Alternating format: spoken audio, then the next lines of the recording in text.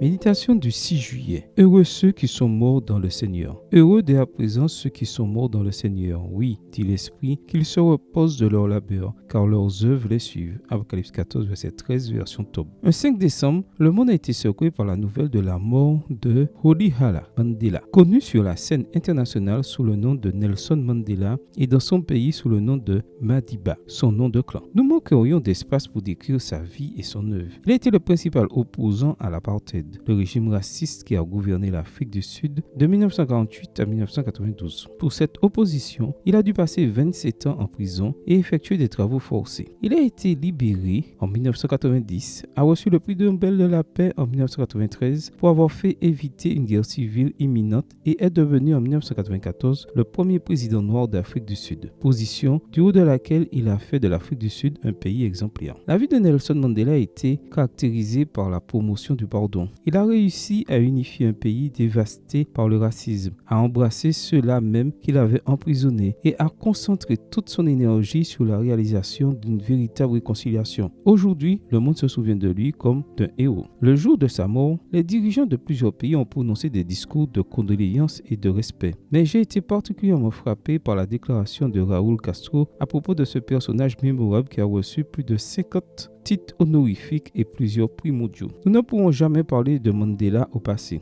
A-t-il voulu dire que son héritage aux générations futures serait aussi important que ses réalisations au cours de sa vie? Je crois que oui. Vous n'êtes peut-être pas intéressé par une carrière politique, des postes administratifs ou des objectifs similaires, mais tout comme nous laissons tous une marque sur le monde, nous laissons tous un héritage. Dans le livre de l'Apocalypse, la Bible présente que même après la mort, nos œuvres nous accompagneront. Notre vie ne se mesure pas au nombre d'années vécues, mais à son impact sur ceux qui nous entourent. Aujourd'hui, vous êtes en vie, vous avez la possibilité de faire une différence, d'être une lumière dans l'obscurité. Aujourd'hui, vos actions peuvent être décisives dans la vie de votre entourage. Les circonstances peuvent être défavorables, mais permettez à la lumière que Dieu a placée en vous d'éclairer les autres. Selon les mots de Madiba, la bonté de l'homme est une flamme qu'on peut cacher, mais qu'on ne peut jamais éteindre. Amen. Bonne journée à vous et que le Seigneur vous bénisse.